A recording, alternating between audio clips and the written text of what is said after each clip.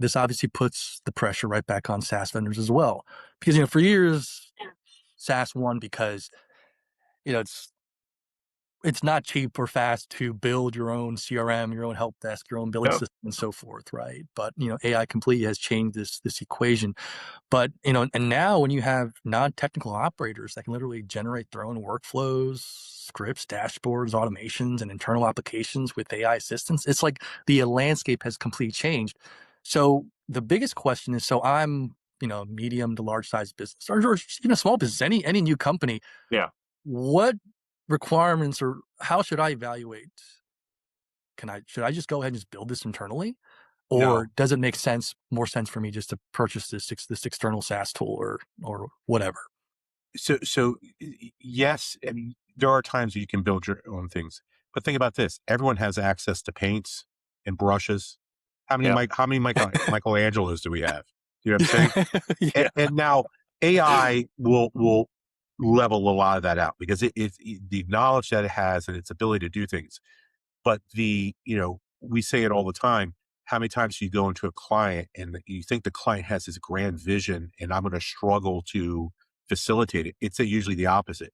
The client's like, I don't know what I want. I know I need this, but I don't know. What do you think? And then suddenly we have to be the imagination for them. That thing that AI is not going to make people more imaginative. And Yeah. so, yes, you could probably build a solution that does a predefined thing, but anything that is inventive and innovative is going to take a human who is inventive and imaginative and innovative at its core to do something that is not derivative off everything else.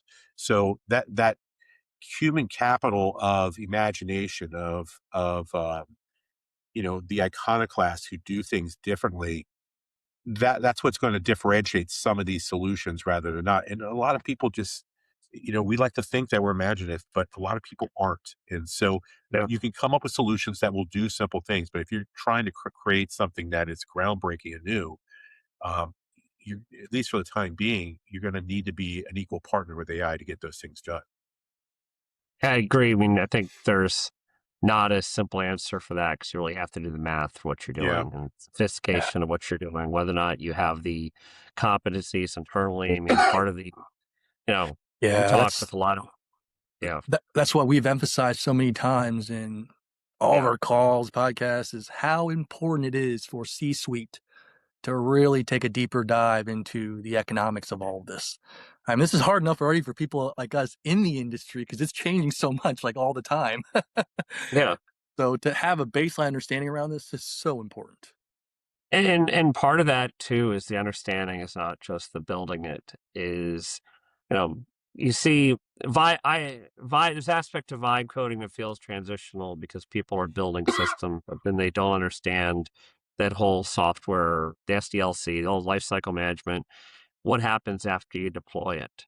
So it's one thing if you have a GPT or a Claude project that's serving a function in the business, there's no maintenance, there's nothing really to do, it just runs.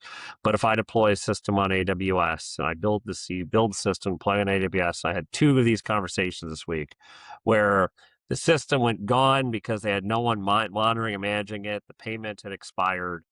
And, when you're looking at that you really have to look at your total cost, the total cost of it. So if you're doing a solution that's going to have to be deployed and maintained, who's managing it, who's keeping an eye on it, who's bird dogging it, and that all of those inputs go into that decision. Dan, Gary, we talk about all the time. Like, you thinking through all these points? That's the level of sophistication where you might get the quick answer from the AI on doing that. If you're trying to do self-guided, but you have to be prepared to ask those right questions and have that full vision of what it takes to keep it around and alive.